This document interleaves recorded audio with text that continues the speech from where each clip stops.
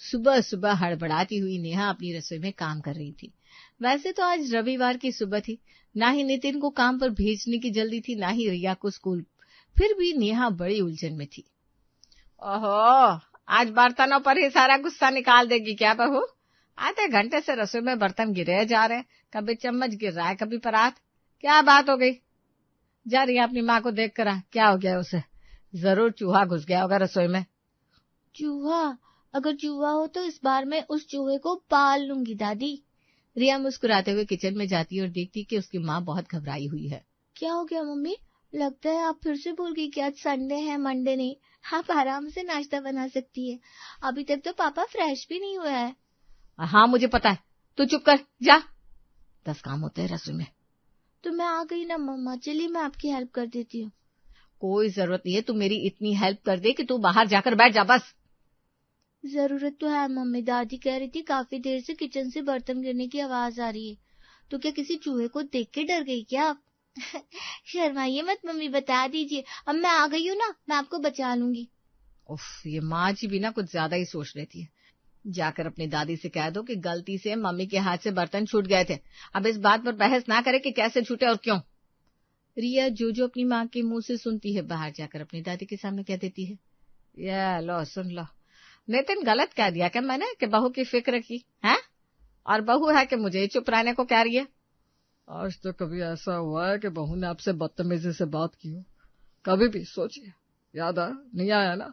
अरे याद आएगा भी नहीं, क्योंकि मेरी बहू कभी किसी से इस तरह बात करती नहीं। मुझे तो लगता है कोई गंभीर बात है। तो हमसे कुछ छुपा तो नहीं रहा है ना नितिन?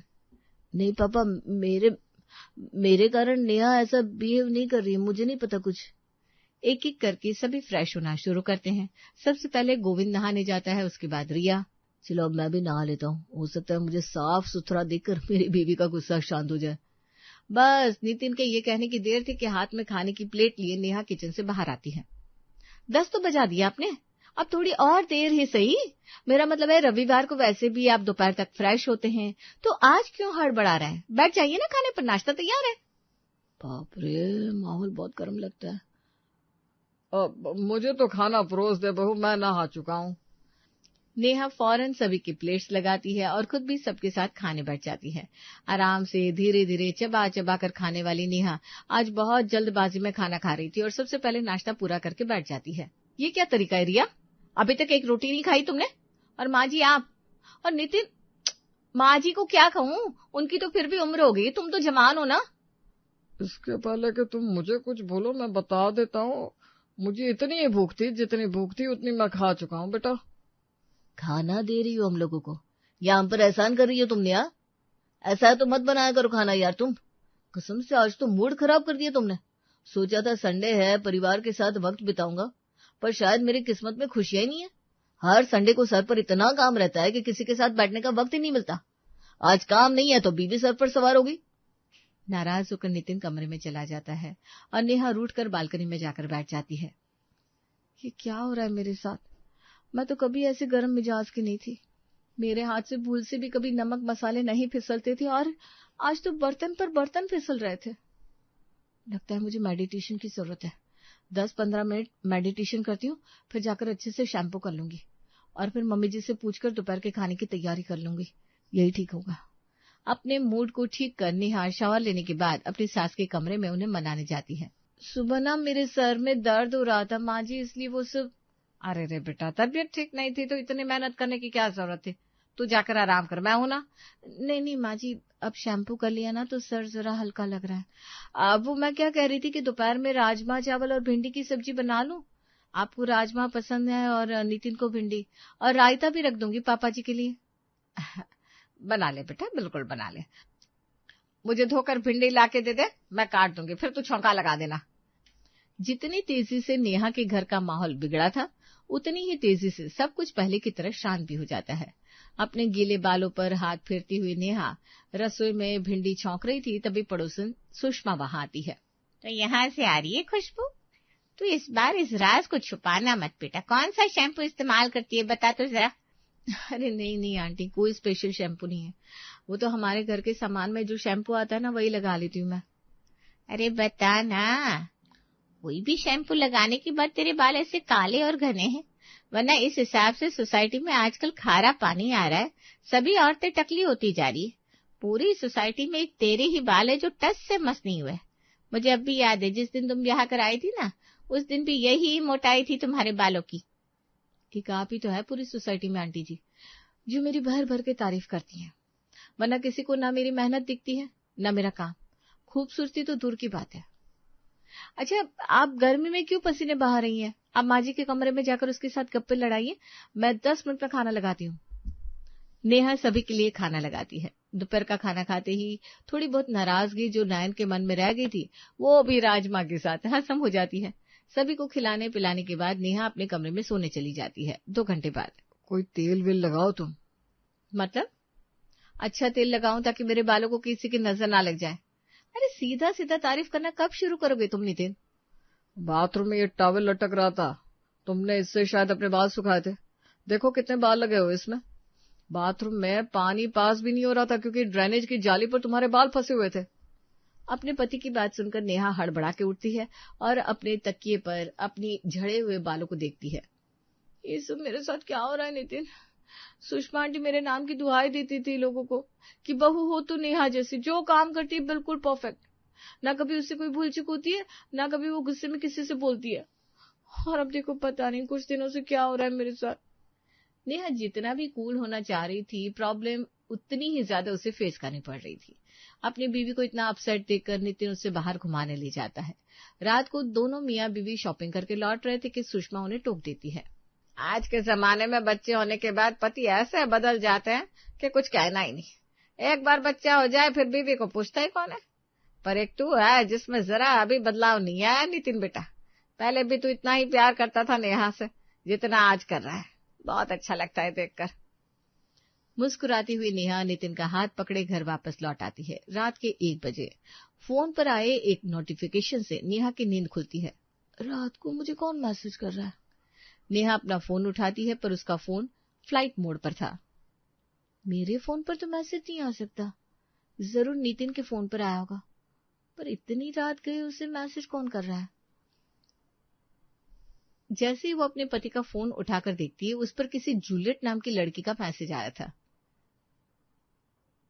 क्या हुआ, तुमने रिप्लाई नहीं किया? बाय जूली। ये सब क्या है? कौन है ये लड़की जो रात के 1 बजे नितिन को मैसेज कर रही है? ऐसा तो नहीं था मेरा नितिन, अब मुझसे ये बातें भी छुपाने लगा है। अभी कुछ देर पहले ही सुषमा आंटी ने कहा था कि नितिन आज भी वैसा ही है, और ये लो दिख गया नितिन का असली रूप। फूट फूट कर रोती हुई नेहा अपनी फ्रेंड प्रिया को कॉल करती है।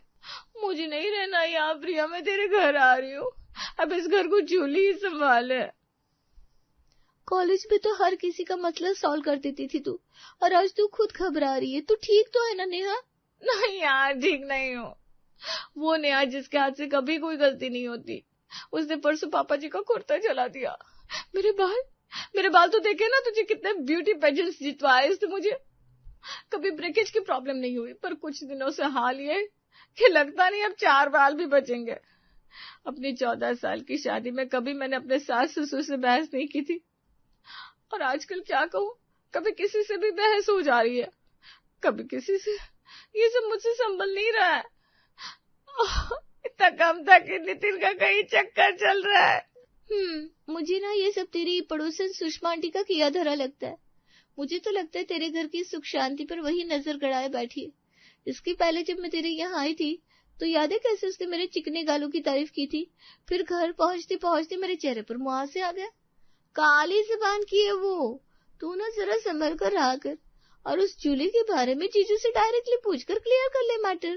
पूरी रात नेहा इस बारे में सोचती रही, और जैसे जैसे वो सारे इंसिडेंट को मिलाती जाती है, उसे भी ऐसा रियलाइज होता है कि ये सब कुछ और नहीं, पड़ोसन सुषमा की काली जबान है। अगली सुबह नेहा रिया के लिए दूध का ग्लास लेकर रसोई से जैसे ही बाहर आती है, सुषमा उसके घर के दरवाजे पर आकर खड़ी हो जाती है। बड़ी प्यारी और बड़ी सीधी है तेरी बेटी नेहा, किस्मत तो तूने पाई है।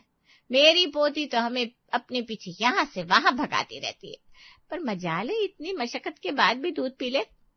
हमेशा एक बार में दूध का ग्लास खत्म करने वाली रिया आज एक घूंट दूध पीने के बाद दूध का ग्लास टेबल पर रख देती है। अरे रिया, तूने दूध पूरा फिनिश नहीं किया, तू तो गुड गर्ल है ना? मेरी बेटी पहले आज एप्पल खाएगी, है ना Riya? An apple a day keeps the doctor away. तो पहले एप्पल, फिर दूध। नहीं पापा, ये रोज रोज दूध और फल मुझसे नहीं खाया जाता। मम्मी आज मैगी बना दो। अरे बेटा, रात को ही तो आपके लिए मैगी बनाई थी ना मैंने, अब नाश्ते में फिर से मैगी? आपको काम करने का मन नहीं करता तो साफ साफ बोल दो मम्मा, मैं खुद बना लूंगी। वैसे भी अब मैं बड़ी हो गई हूँ, आई एम 12 ईयर ओल्ड। देखा माँ जी, आपने ये क्या कहकर गई है? इतनी बदतमीज हो गई है। घर के अनाज में कोई छेड़छाड़ किया है क्या तूने? जिसे देखो आजकल घर में गुस्सा ही कर रहा है। रिया में बदलाव देखकर सभी हैरान हो जाते हैं और नेहा को ये कंफर्म हो जाता है कि ये सब कुछ और नहीं, सुषमा की काली जुबान ही है। क्या कहा? अरे ऐसा कुछ नहीं होता नेहा, सुषमा की नजर वैसे नहीं है। मतलब आपको अपनी पड़ोसन प्यारी है, अपनी बहू नहीं। आप भूल कैसे गई मम्मी जी? उस दिन सवेरे सवेरे पापा जी के कुर्ती की तारीफ की थी सुषमा आंटी ने, उसके बाद क्या हुआ? वो कुर्ता मेरे हाथों से जल गया। 14 सालों में ऐसी गलती नहीं की कभी मैंने, पर सुषमा आंटी के बोलते ही ये गलती भी मुझसे हो गई। ऊपर से वो बाबूजी का फेवरेट कुर्ता था। हाँ बहू, पर छोड़िए माँ जी, आप समझना ही नहीं चाह रही बात। मेरे और मेरे पति के रिश्ते पर आई है ना अब बात। आपके पति के साथ तो आपके रिश्ते अच्छे हैं, आपको क्या ही फर्क पड़ेगा। जिस दिन सुषमा आंटी बाबूजी को आपके रिश्ते को लेकर कुछ कह देगी ना, तब पता चलेगा आपको। अरे रुक जा बहू, क्यों सुबह सुबह अशुभ बोल रही है? मुझे कुछ सोचने दे। एक काम करती हूँ, मैं आज शाम को नमक से ही घर की नजर उतार देती हूँ, और अब से घर का दरवाजा बंद रखना। तो दरवाजा खुला रहता है, इसीलिए तो सुषमा सीधा आकर रसोई में चली जाती है। ना ही दरवाजा खुला रहेगा, ना ही वो अंदर आ पाएगी। और अब से बाहर निकलने के पहले एक बार तुम लोग झांक लेना। अगर सुषमा बाहर खड़ी हो तो 5-10 मिनट टाल दिया करो। हाँ, ये अच्छा आइडिया है माँ जी। बस फिर क्या था, अगली सुबह से नेहा के घर का दरवाजा बंद रहने लगता है।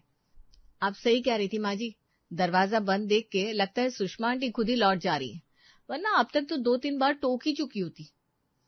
जाता बहू, देख किसका फोन है। नेहा जाकर फोन उठाती है और उस पर किसी और का नहीं, पड़ोसन सुषमा का ही फोन था। मान गए नेहा तेरे नेटवर्क को। यहाँ मेरे वाईफाई वाले फोन पर कोई कॉल करता है तो फोन लगता ही नहीं, और देख तेरा फोन कैसे झट से लग जाता है। वैसे मैं क्या कह रही थी, आज दोपहर में क्या बनाया तूने? नेहा सीधा फोन रख देती है। ये तो परेशान परेशान करके रख दिया आंटी जी ने। जुबान काली भी नहीं पड़ जाती इनकी, जब देखो हमारे घर की किसी न किसी चीज पर नजर लगाए रहती मम्मी जी। नेटवर्क का नाम ले लिया, अब देख लीजिएगा वाईफाई का कनेक्शन कैसे काम करना बंद कर देता है हमारा। और सच में शुभा के सामने टीवी का कनेक्शन कट हो जाता है। सर्वर प्रॉब्लम दिखा रहा है बहू, ये तो तेरी बात सच थी बहू। घर की सारी खिड़कियां बंद कर लो, कुछ दिनों के लिए मैं छत पर भी नहीं जाऊंगी। अगर सुषमा ने टोक दिया तो पता नहीं क्या हो जाएगा। शाम को दोनों सास बहू एक साथ मिलकर चाय का मजा ले रही थी, तभी दरवाजे पर दस्तक होती है। अब बताइए मम्मी जी, इसका इलाज तो आपने बताया नहीं था। मैं तो भूल ही गई थी, सुषमा आंटी कुंडी खड़का भी सकती है। अब क्या करेंगे? एक तो बार खड़काएगी, फिर वापस चली जाएगी। बाद में कभी बात हुई तो कह देंगे हम घर पर नहीं थे या सुनाई नहीं दिया, कुछ भी कह देंगे। फिर से खिड़की खड़कने की आवाज आती है। कहीं कोई और हुआ तो मम्मी जी? सर्वर के कारण फोन पर किसी का कॉल भी नहीं आ रहा। अगर पापा जी या नितिन हुए तो मैं एक बार चेक कर लेती हूँ। नेहा हिम्मत करती हुई दरवाजे की पीप होल से देखती है तो बाहर कोई और नहीं, उसकी माँ थी। खोल रही है दरवाजा के, वापस चली जाऊं मैं? कब से फोन ट्राई कर रही थी, नॉट रीचेबल ही आ रहा है। अंदर आकर गुस्सा कर लो मम्मी, अंदर चलो। अगर सुषमा आंटी ने तुम्हें देखकर कुछ कह दिया ना तो पता चला मेरी सुंदर मम्मी सूख जाएगी। मुझे सुखाने वाला कौन पैदा हो गया भाई? कांटे तर पेड़ को भी भारी नजर से देख लो तो पूरी बगिया सूख जाए। कौन है ये सुषमा? लग रहा है मेरी बेटी को परेशान कर रही है।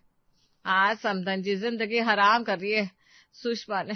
ऐसी काली जबान है इसकी, जिस चीज पर बोल दे उस चीज की शामत आ जाए। फिर ठीक है, फोन करके जरा रात को खाने पर तो बुला लो सुषमा को, मैं भी देखो क्या बुला है। रात को नेहा सभी के लिए छोले भटूरे बनाती है।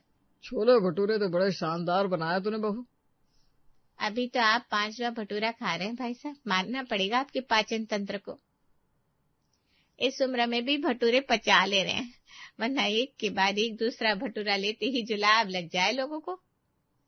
मेरे समधी जी को क्यों लगेगी जुलाब? आपको लगनी चाहिए। तीसरी कटोरी है ये छोले की। मैं चलती हूँ शोभा, जहाँ कोई मेरे खाने पर नजर रखे वहां मुझे खाना नहीं खाना।